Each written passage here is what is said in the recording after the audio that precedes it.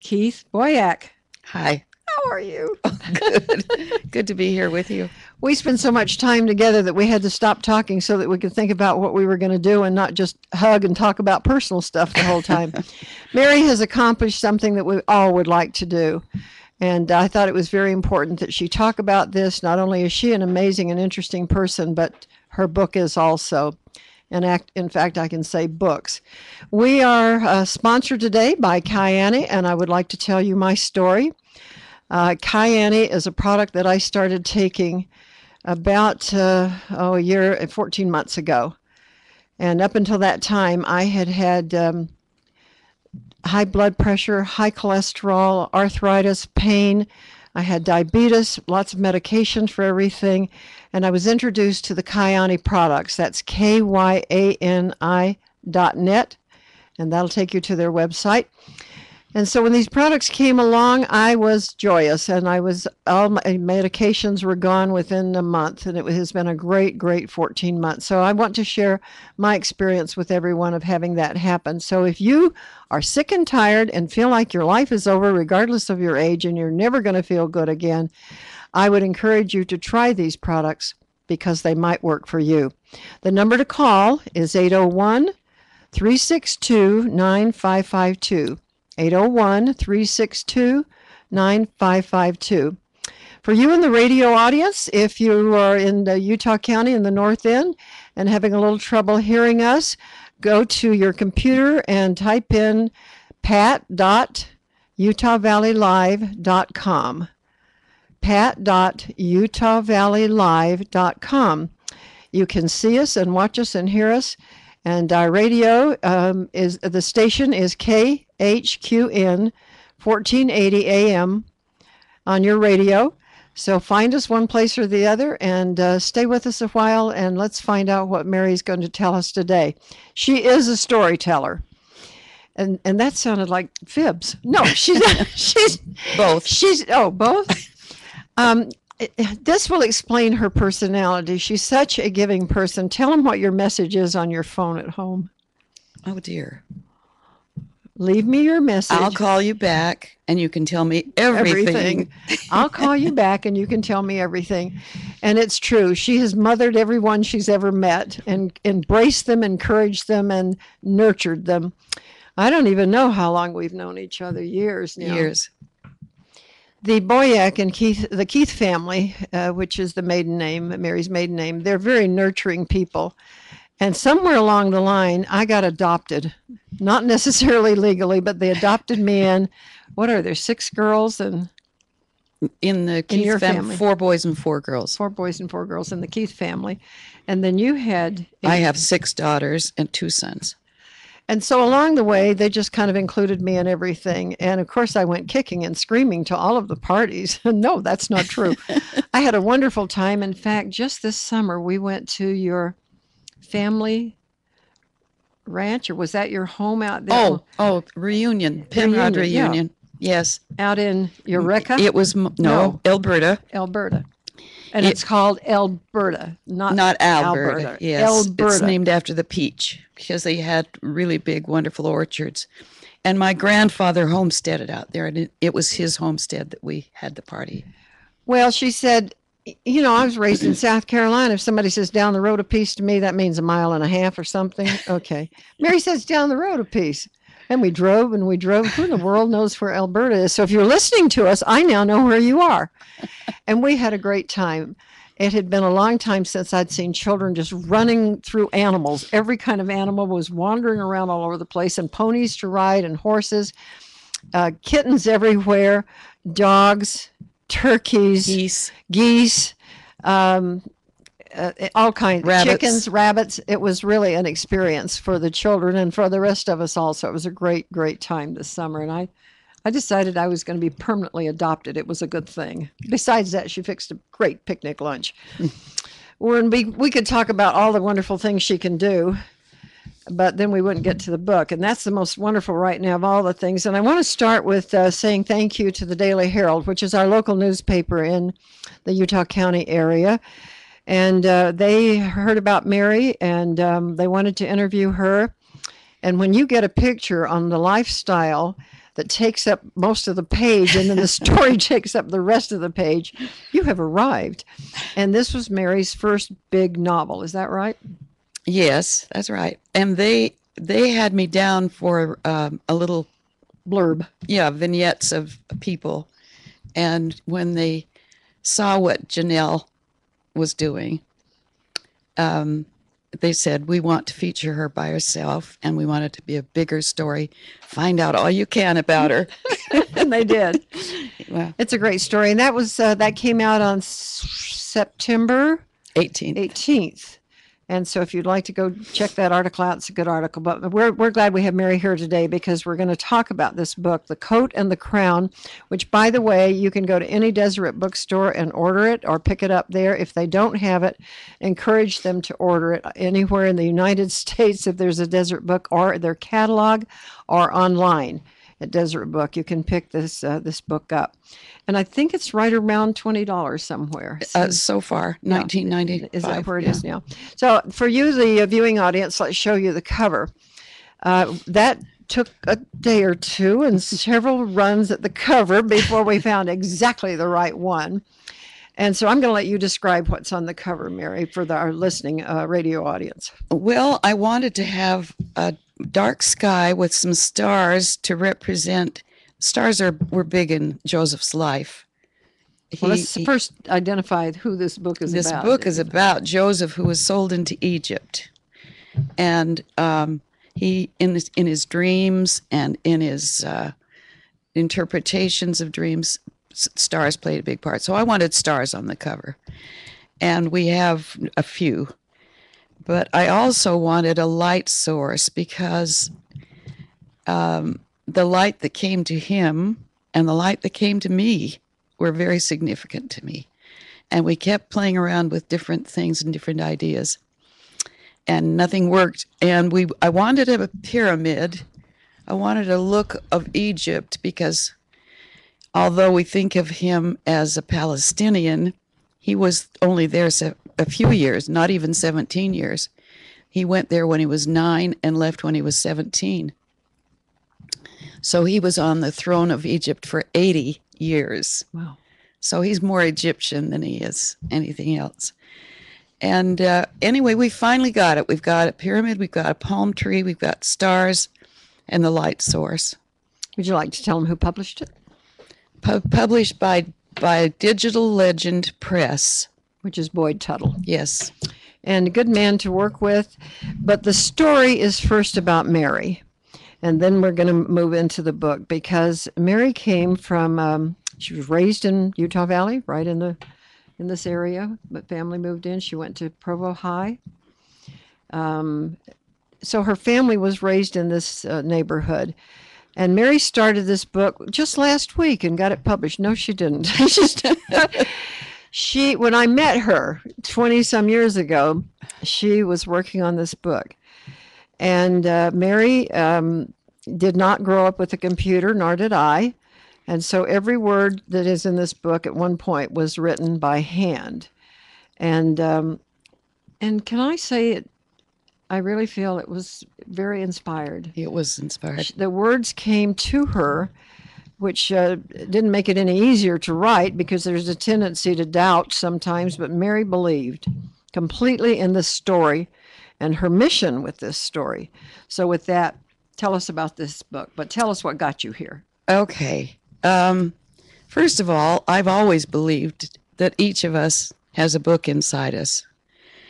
And while I always appreciated everything around me and I always thought I could tell a good story, it never occurred to me that I would have to write a book. I would do anything else. I couldn't even fill out an application form. I hated writing. Okay. That's pretty big. Yeah. And I did all the other things in the liberal arts, and I enjoyed it. I was singing before I could talk, and doing artwork and flowers, everything, but writing.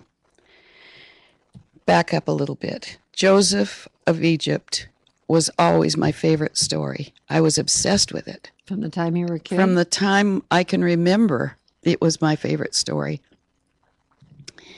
And anytime it was shown as a movie or a story or a lesson or anything else, I would listen carefully, and I'd say, if there's more to the story than that, there's more to it. And so I started looking, and I started collecting everything I could about the story. And it took me into the Apocrypha, into some history, into the Quran and the Jewish scriptures. And then I started telling it to people the way I thought it should be told. In fact, I told it to my children as a bedtime story. And I said to one of them the other day, do you remember that I used to tell you Joseph? And she says, oh my gosh, do I remember? Was there another story? Yeah.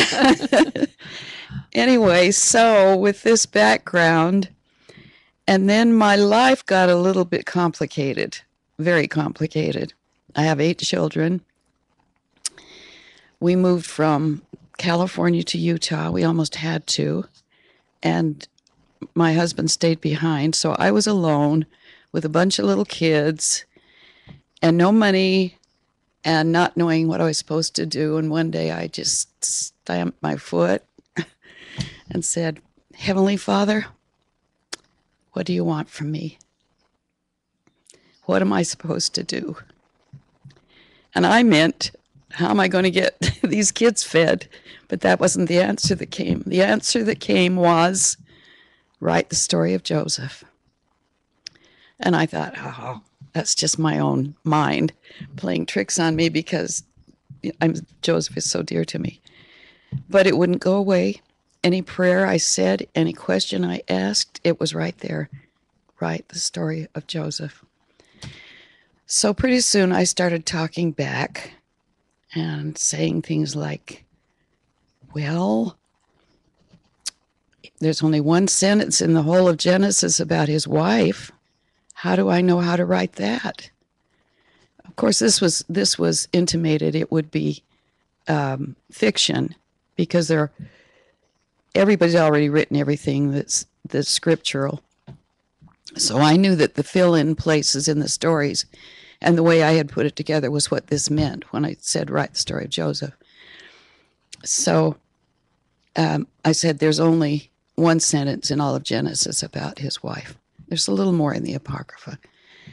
So that night I had a dream and I watched this whole thing unfold, and I woke up in the morning and said, yeah, it could be said like that. That would work. Okay. Well, and I have some issues with the brothers. What are we going to do about that? And I saw that, but I also found the Testament of the Patriarchs, which is in the lost books of Enoch and some other apocryphal scriptures. And that uncovered a lot for me. And I just kept going and studying more. Anyway, so here I am seeing as a movie in my mind, night and day, this whole story. And it was good. And I'd already told it. I already knew it, but it was better. And so then I started talking back. And I said, well, in order for me to really write this story, I would have to go to the Holy Land and walk where Joseph walked so I could describe the things that he saw. And I'm living on $400 a month. With a house full of children. With a house full of children. There's no way I can go. Well, it wasn't 2 months later that my girlfriend called me and said, Mary, and she was one of those friends that likes to talk gospel. I'd probably already told her this story. But she said, my husband has booked a tour of the Holy Land, and he can't go. Would you mind taking his place? All expenses paid. Wow. Wow. Well, now you've got to write the book. Now you've got to go. Yes, I've got to go, and I've got to take careful notes, and I've got to start paying attention. So I did that and came back and was gathering all my materials together, but I was still being like Jonah that was swallowed by the whale because he kept running away from the things the Lord told him to do. Anyway. You kept letting life get in your way? Well, no, well, not really. But I got to the point where it was almost Christmas and all these pictures were still in my mind. And I said, would you mind turning it off so I can do Christmas? It stopped immediately. Ooh. And I did Christmas. And then Christmas was over and I said, oh gosh, I've got to do all these memory books. I did 16 memory books. Oh, I've got to do these quilts. I did 16 quilts. Here I am running like crazy from this assignment. And then I went to one of our group meetings and this darling girl said, a few years ago, I was inspired, or I think the Lord told me to write a certain book, and I didn't write it, and it was just published by someone else. Ooh. And I hurried home and fell on my knees and said, please don't give it to anybody else. I'll do my best. So I started to write it. And in the writing, it was just as dumb. I wasn't a writer. I didn't know how to phrase it or anything. So I got back on my knees and said, this is not working. And it came into my head, you're trying to please people. You're trying to write what you think people want to hear. Don't do that. Write it for me. So I did. And it was easy. It flowed. It flowed. I was given the words, the structure, the picture, everything. A true downpour. Yeah, it was. It was a spiritual bath. Mm-hmm. It was. And some days I would go like 3 days in a row. I would hardly sleep or eat. And it came together really fast. And I finally wrote the last line. And I took it to my darling sister, Helen, and said, read this. And she read it right away. And she said, yes, Mary, you've put the story down, but all you've got is the skeleton. You need to put some meat on the bones. So then I started to do that, but I didn't really, I had to get some distance. Let's identify Helen because she was so much a part of this community for so many years. I met her 20 years ago at BYU Motion Picture Studio, and she has been in practically every black and white film for years that came out, and then they were in color, produced by Brigham Young University. And Helen has been a fixture here for a long time, so just mention her. She was a dancer, singer, actress, Helen Keith Beeman. And she had the lead in every, Dolly. She was Dolly in Hello, Dolly. She was Nancy in Oliver. She was Lola in Damn Yankees. She was in Ondine, everything. And she was good. And she was sweet and kind and wonderful. And she died last April. Too soon. Too soon. But I'm going to talk more about her later when I tell you something. Some of the other book. Yeah. Okay. Yeah. But she was the one that read this and said, okay, because she had the background. She had the background and she could see that this was not the whole story. She was with me all the way through the book and gave me a lot of good guidance. But I really just laid it aside because I felt like, well, maybe if the person that nagged me to write this might have a hand in getting it published if they want people to read it. Now, this was a lot of years ago, all of this was going on. Started in about 84. You were a mere child. I was about 50 something. Yeah, about 50. And every once in a while, I would think about it, or someone would ask about it, and I'd bring it out, and I'd know more. And this is longhand manuscript. Yeah, this is on a legal pad with a pencil and an eraser. And I'd do the revisions, and my daughter, Barbara, was the one who typed it for me.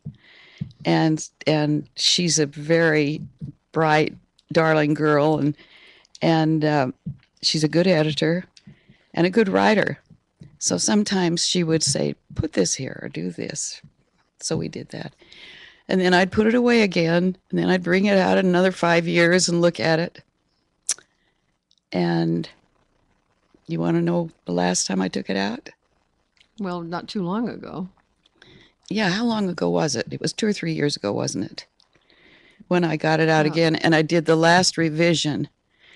And this time, because of having been in poetry and written a lot of other stuff in the meantime, once I got my wrist going, Found out you knew what you knew. found out I could write. Now I'm looking at it, and I had a lot more to contribute. My guest today is Mary Keith Boyack. She has written her first big novel, The Coat and the Crown, and it's the story of Joseph of Egypt. And she's just telling us, if you've just joined us, she's telling us a little bit about herself and what led up to the book. And then we're going to move quite quickly into what the book is about because it's compelling. And the most compelling thing is how it flew off the shelves once it finally got there. And that was great. And we want to thank Kyani Corporation for being our sponsor today. KYANI, these are health products. They've changed my life. I'm no longer diabetes, high blood pressure, high cholesterol, or arthritis. I have energy that I can't believe. It's been years and years since I've had the kind of energy I'm enjoying now. And along the way, my body started balancing itself because of the minerals and the vitamins and the superfruits and the nitro oxide that was triggered to work in my body again, and the omega-3s. And it's just changed my life completely, and I'm grateful for it. So please call if you would like more information, 1-801-362-9552, 801-362-9552. And Mary, we're talking about your book, and really the best place to get it is either online at Deseret Book or in one of the Deseret Book stores. So wherever you are in the world, find a Deseret Bookstore or find them online. I think it's just deseretbook.com. I'm not sure, but I think that's what it is. I think it is too. Yeah. And order this book. Or you can put in the title and it'll pop right up. Oh, the title will come right up and give you the information. The Coat and the Crown. The Coat and the Crown. And for our viewing audience, I don't know if you can see this, but it really is a great cover. And Mary's telling us a story of how she finally got the book published. And it truly has been, since I've known her, which is almost 30 years, it's been a project of pure inspiration. I don't think she's written a word that she feels she had not prayed for. Would that be a pretty true statement? Let me just tell you one little story in that regard. Excuse me. The last time through, I looked at this first little trader who had bought Joseph as a slave from his brothers. And I looked at him and I thought, I need to describe him because he really is a little weasel. So I'd said he resembles a rat. Oh, and first of all, I said, what am I going to name him? I just pulled his name right out of the air. It was Akmar was his name.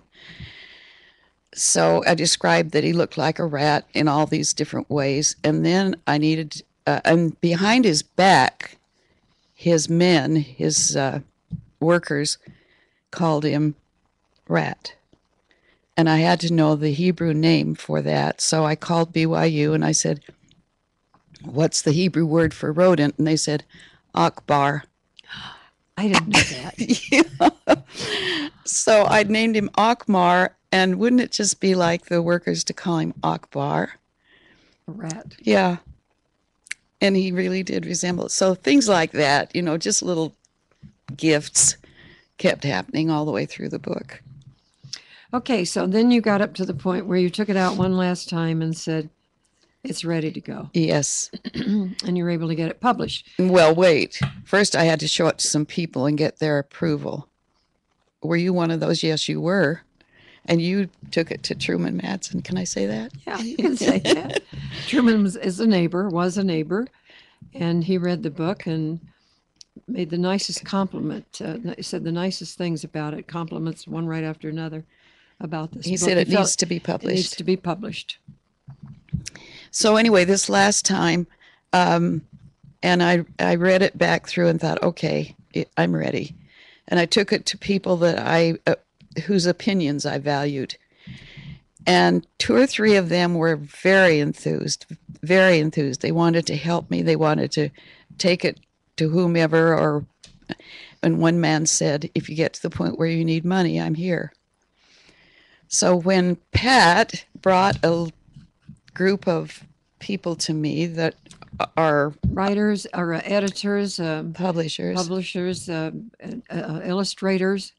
There's a whole team that I work with. typesetter, the editor, right? Okay. And they said, we will help you do it. We'll need about so and so much money. And my friend was right there. So we did it and we got it published.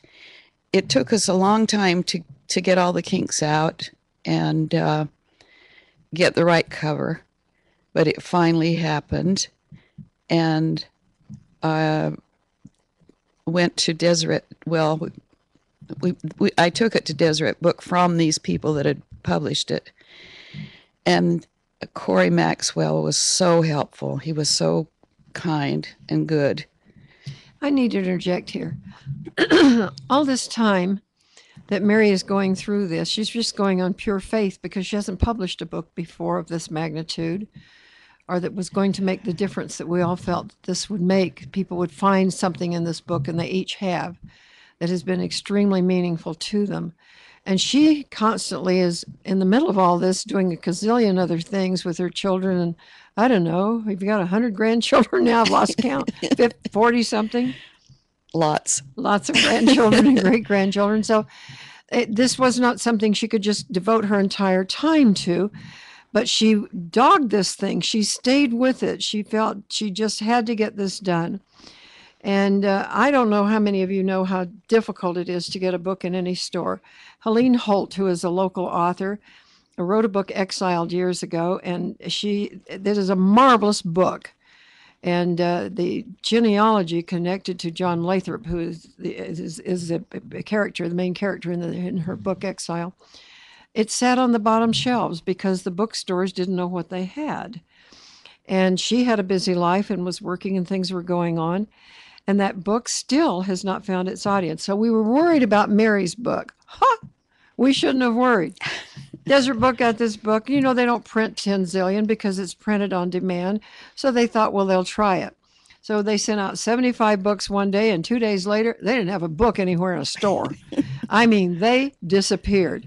And that's why I've said, if you can't find it, order it, because they do have them and they can get them to you. But it says a lot for this book that it went right out the door. There are a lot of things in the book that are not in the common story.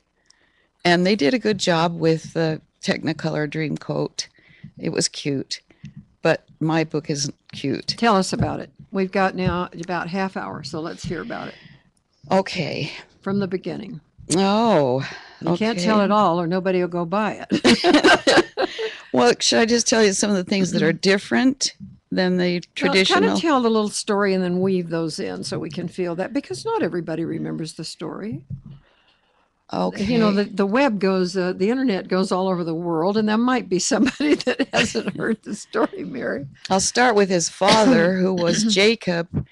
There was Abraham, Isaac, and Jacob that we hear about all the time as our forefathers that were prophets of God. They were not only prophets, they were the patriarch and the king, although they didn't use the name king, but they were the leaders of their people. And the birthright handed from Abraham to Isaac and then from Isaac to Jacob was a very powerful, a very sought after, a very high in esteem office to hold. Well, then Jacob had 12 sons. He had 6 with his, well, you remember the story of Jacob when he went to work to get a wife. He went down to the relatives in Mesopotamia, and Laban was the father, his relative, and he had two daughters, Rachel and Leah. And that you will find in the Bible. Yes, and so he asked for the hand, and Laban was not a dummy. He said, if you'll work for me 7 years, you can have her as a wife. So he worked for 7 years, and the Laban tricked him and gave him Leah instead of Rachel. So he said, now you have to work another 7 years to get Rachel, which he did. And he loved her very much. He loved both of them. He was a very good husband and a very great man. And Leah bore him 4 sons, Reuben, Simeon, Judah, and Levi. And Rachel wasn't bearing any children, and she felt bad. So in those days, they could take their handmaiden and give them as a concubine wife to their husbands to have children for their posterity. So she gave Bilhah, her handmaid. And Bilhah had, let's see, she had Naphtali not remembering. How many? Well, you don't have to look it Two up. right Yeah, there then. were 2 children then. There were some later. I've got it right here. Right there. Okay. Oh, there's the genealogy. Okay. Yeah. So, and then Rachel said, well, if she can give her, Leah said, if she can give her handmaid, I can give mine. So she gave her Zilpah. And let's see, Leah had, let's see, it was Bilhah first, had Issachar and Zebulun. And then then Leah gave her handmaid and had Dan and Naphtali. And then Leah got fertile and had 2 more kids. So she had 6 sons and 1 daughter. Gad and Asher were the last 2 boys that she had. And about the same time, Rachel finally conceived and bore Joseph. And then when Joseph was about 9, she had Benjamin. He was the youngest son. So that gave the 12. That's where the 12 come in. Okay. Okay. And Reuben would have been the one who, first of all, let me go back. Jacob, when they were traveling from the father-in-law's home back to Palestine and back to Canaan, and back to his father, Isaac, had a vision. An angel came to him, and there he wrestled with an angel, and he was told a lot of good things, and they changed his name to Israel. So that's where Israel comes in. Israel is Jacob. Okay, so some of these sons, and they were all raised to be God-fearing and faithful, and they were taught to be the esteemed leaders that they would have been because their father was the most esteemed leader in the land. Okay. There were some miracles along the way. You want to share a couple of those? Like which one? Well, in the book, the ones that you've talked about in the book, they come to your mind? I will if it comes to me. Okay. But move the story I'm along. getting. We're going to run out of time. I know. I'm getting to the story of his being sold, and this is important because while the sons were out herding the sheep, Israel kept Joseph home with him to teach him, give him more lessons than he gave to the others, although they are all taught. And one day he called him to him and said, Reuben would have been the natural selection to get the birthright, but he had a adulterous experience, and so he's not worthy. And Simeon, being second, thinks that with Reuben removed, he might be the one. And the power struggle began. Well, and Zebulon, Issachar, thought that he would, because he was the first son of Bilhah, and Gad thought he would because he was the first son of Leah. I mean, of her maid. And so, and he said, but you're the first son of my second wife, which would make it legal for you to be. And also, if I were to choose by righteousness, I would choose you. So he then. So then he gave him a blessing and bestowed the birthright on him. And then he said, and to go with that, and he unfolded a coat and said, I'm going to give you this. It's the coat of the priesthood. And I learned from Hugh Nibley that coat of many colors can also be interpreted to be coat of many patches, pieces, or cuttings.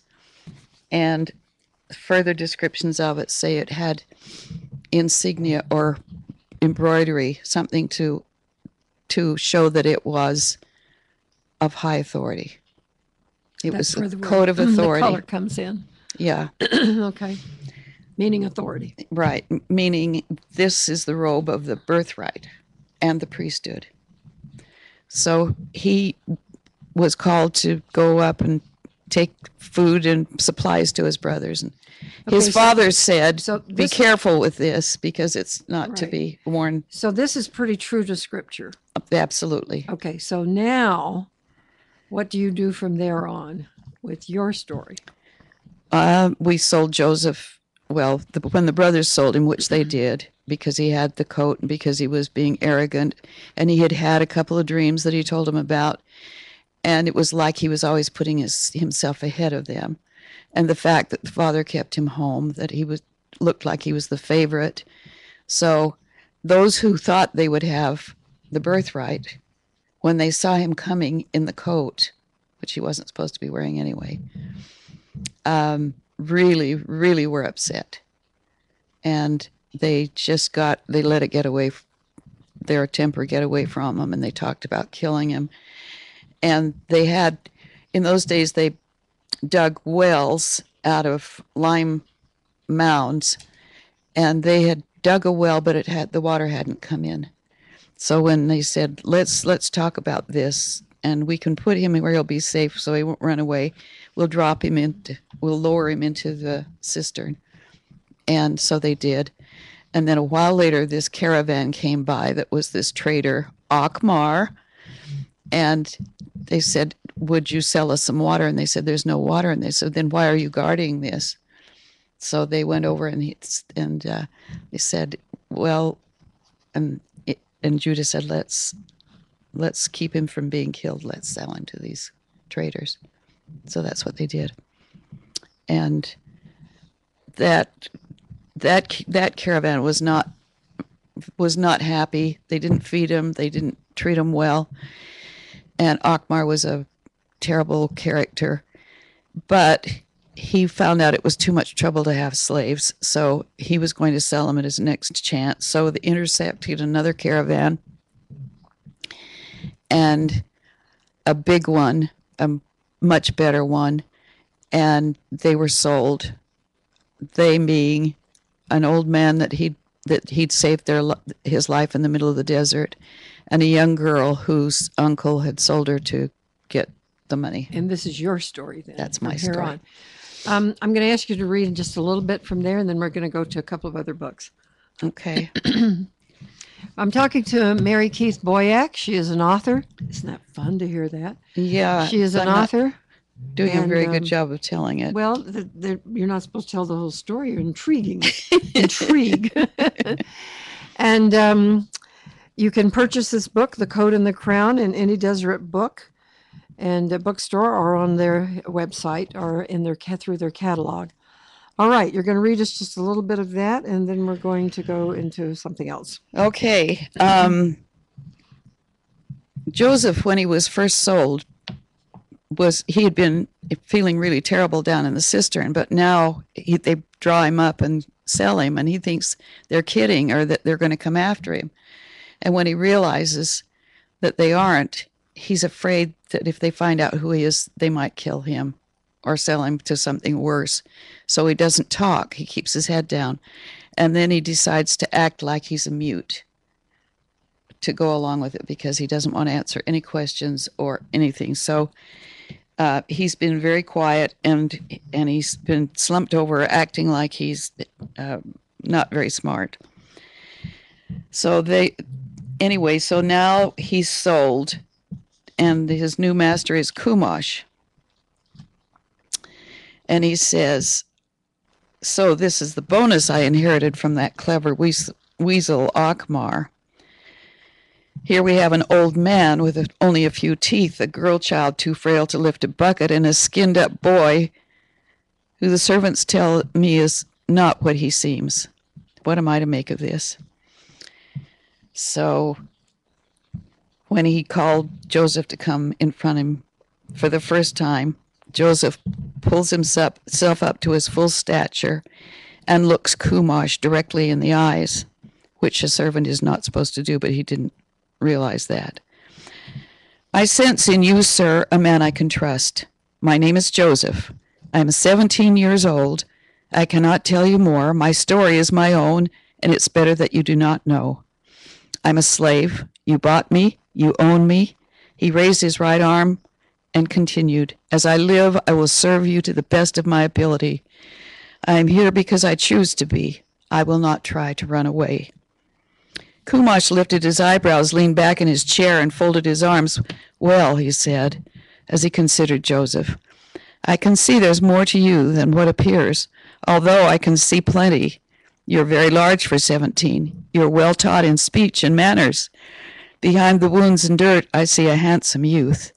No wonder Akmar was eager to be rid of you. It is obvious you are well born. I'm sure your story is worth knowing, but your trust is not wasted on me. I will trust you also. I accept your oath. Maybe sometime I may learn more of you.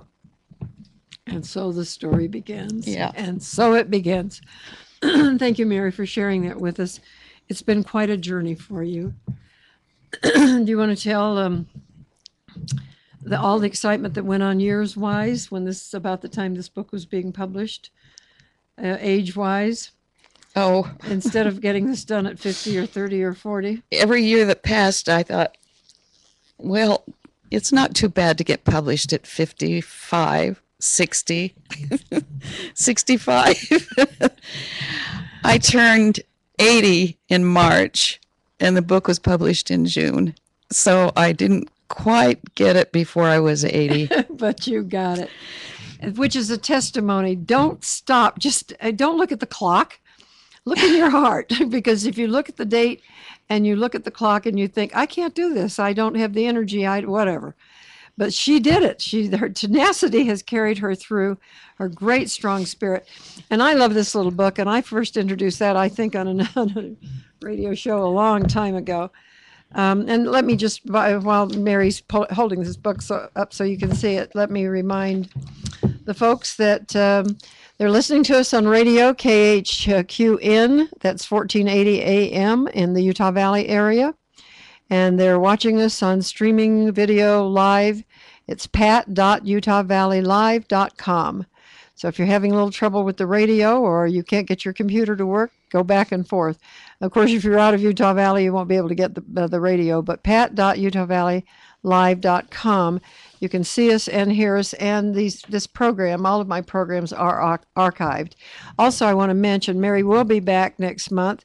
And on every Friday for the next 2 months, we have scheduled authors with their books. Some of them are flying in from Connecticut. Some are coming in from New Mexico. Some are flying in from Seattle. So we've got people coming in to be on the radio station and to be here and be interviewed. And some of these books are very timely, have things to do with some of our political issues that are going on. It's going to be very, very interesting. Mary has a tender heart. I have to speak to her in soft, round tones because she's so tender.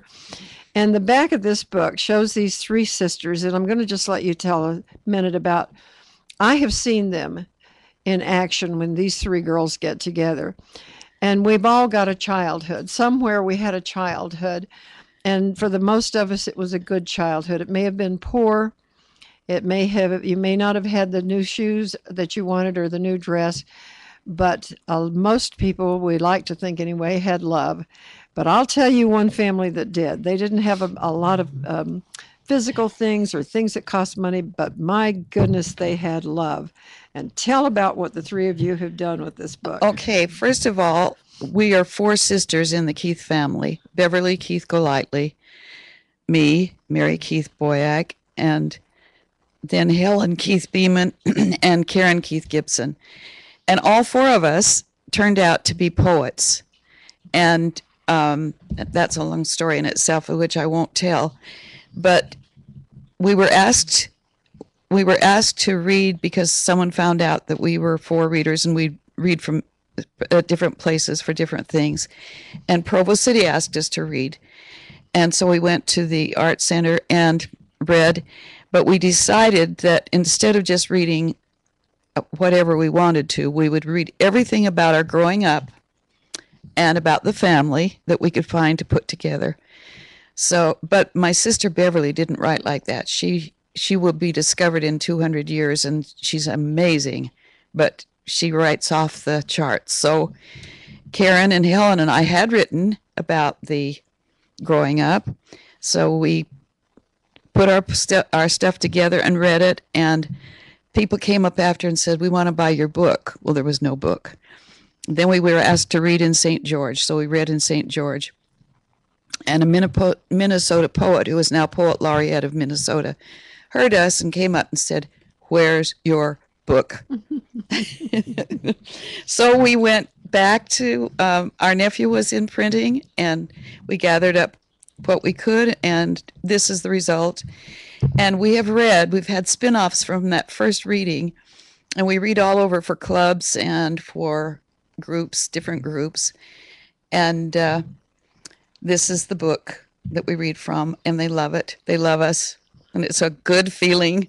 I think probably my first reaction, the first night I heard the three of you read, I listened to you, but I was transported to a dusty road in South Carolina and my grandparents' home that I was born in, and those years of climbing magnolia trees and being on a large acreage, a little plantation, and way beyond cutting down Christmas trees when you're in a hay wagon and you go up and chop the tree down with Grandpa and bring it home.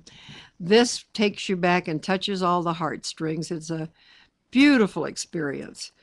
And the name of this book says what it is. It's yours. Bread and Milk and Music. And that's how we were raised, on bread and milk and music.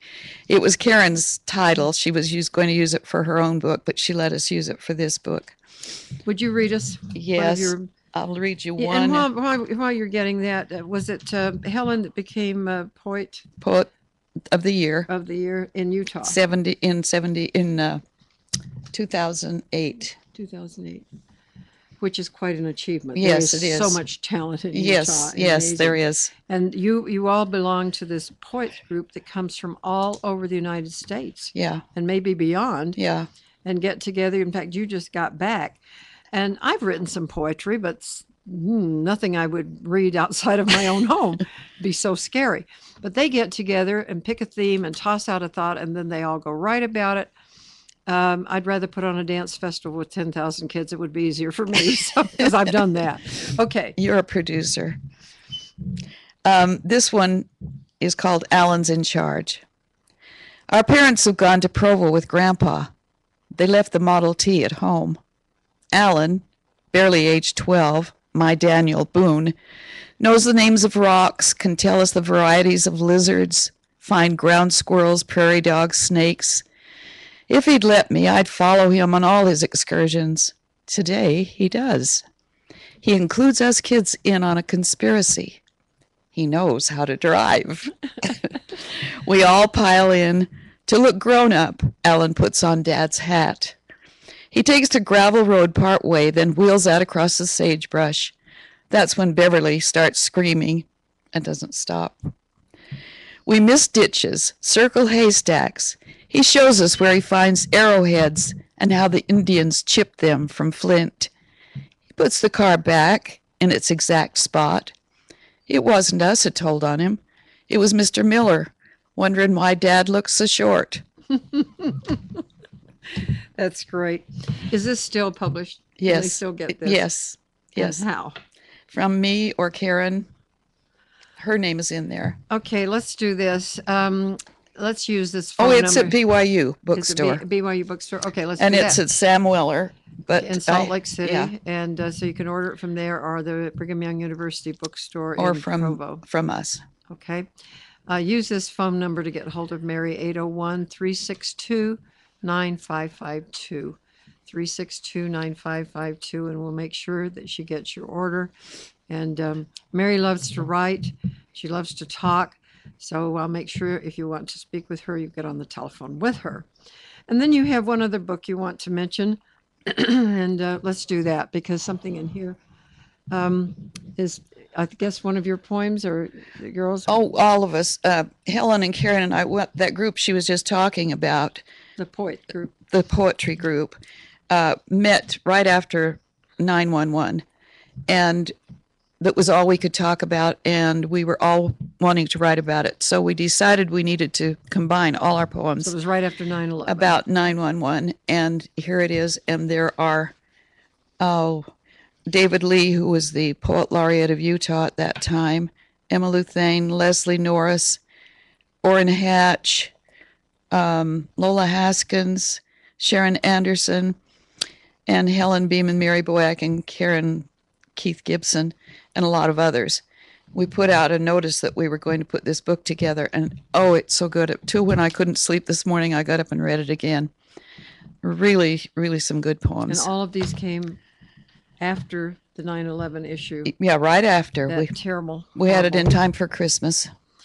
And it really, I'm sure, touched heartstrings. So what are you going to do next? We have about 15 minutes or so. Well, 13 minutes. 8. when you talk Excuse me. about I'm looking at the wrong clock. Okay. when you talk about what else I've written and why I was honing my skills without knowing it to get this book finished, my important book, Coat and the Crown, I got to a place that was hard. And so I was praying about, I need to know how to resolve this chapter. And so I said a prayer. I'm going to listen really hard tonight in my sleep. So I went to bed and went to sleep, and I woke up with dragons in my head. Dragons. I'd never even thought of writing about dragons. And I ended up, and I started writing what I was getting, and I wrote a total, let me see, about 8 or 9 dragon books. You have that, I know you mentioned. I knew you. You haven't read I didn't them. know you had that many. Yeah. Well, you've told me about some of them. They're children's books. Yeah, and then later on, I wrote about a little angel in angel school and some of her experiences. So I have children's books and some other things that I've written too. And I've written another novel, and I wrote that before I finished The Coat and the Crown. I was in the kitchen one day and I said, is this all I have in me, this one book? Or is there something else? And just standing right there all at once, I saw this whole other concept, this whole other book. And it's about a group of white Indians that are lost in a deep canyon in Alaska and haven't been found for hundreds and hundreds of years. And that's done. It took a while to get the switch on. Yeah. But look what you're going to do before you're 100. Yeah. I've started many others. You might share just some of your musical side too, because you do mention that in your title there, the bread and milk and music. It was such an important part of your life. And, you know, I look at families that have music in there, that they sing together and they play the piano together. And it's a wonderful way to travel with children. And you can get beyond, I've been working on the railroad. You really have music. That's always good a good standby though. And then you've sung with some interesting choirs along the way. I sang 23 years with the Utah Symphony Chorus. And that was a great experience.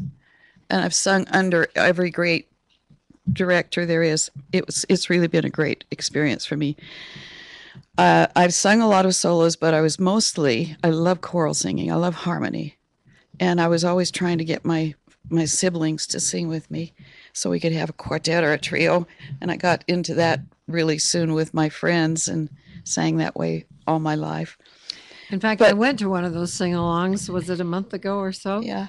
And the most interesting people from every walk of life, about, I would say almost all of them, certainly 80% of them were related to you in one way or another. They were at that particular one. They were, a lot of them. And they would spontaneously just stand up and sing and then fuss over who held the microphone.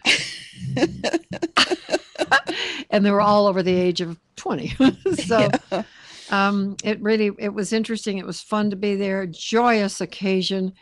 It didn't cost anything to come together except a little bit, the food that we ate, which was very good. But your personality, Mary, over the years, you're so loving. You're so full of this energy that's just romantic. Thank It's you. absolutely how can you go to the grocery store and have a romantic moment? But Mary manages. In fact, all of these girls together, they were able to have so much fun just laughing together and sharing your poetry together. And now you really have reached a point where you're able to put a lot of this down on paper, and it's becoming popular. I've written some songs too. In fact, there's one in the book. In the book? Yeah, I want to tell you how the music started. Okay, but we've only got a really short time. Okay, my mother played piano really well. My dad sang. And my dad was in the Army Reserve, and when the family moved a few miles away from the Penrod family. And my mother and my father's sister were best friends, and she said, "My brother's coming home. Let's have a party." So they had a party, and they asked Willie, we call him Bill, to sing and for Levon to play. And that was when it began. And every one of us born after that stood by the piano while Mother played for us, and we sang. She had a blind brother, Uncle Vern, and he took over because he moved in with us. And then later on, I had him come and live with me, and he would play for the sing-alongs, but it's been there forever. Music Music has always been a part of it. My great-grandfather sang for Abraham Lincoln. Oh, my. Yeah. That's good heritage. Yeah. And you're still singing. It's been wonderful to know this lady. To be a friend of hers is a special treat. And I hope that you will take advantage of her talent through her book and her books. So all of these are available. You have some in this book called 911, which is poems for September 11th. And then Bread, Milk, and Music, Three Sisters' Voices. Special ladies. And then this wonderful big new novel, The Coat and the Crown. It's the story of Joseph of Egypt. It follows the biblical story, but then there's a lot more than that. And so we're excited about, I'm going to reread it because I realized as you were talking, I saw one of the original scripts, gosh, maybe 15 years ago. And I know some things have changed, so I'm excited about that. Go to Deseret Book to get these books, and or to BYU bookstore. You can call and order or find them online. I am grateful for my listening audience and also for our viewing audience. I appreciate the owners and producers and directors of the radio station KHQN, which is 1480 on the AM dial, and also to Kent Vorkink, who owns UtahValleyLive.com. His interest is in Utah Valley, and thank you, Kent, for that. I'm Pat Sheranian signing off. Have a great weekend and be healthy.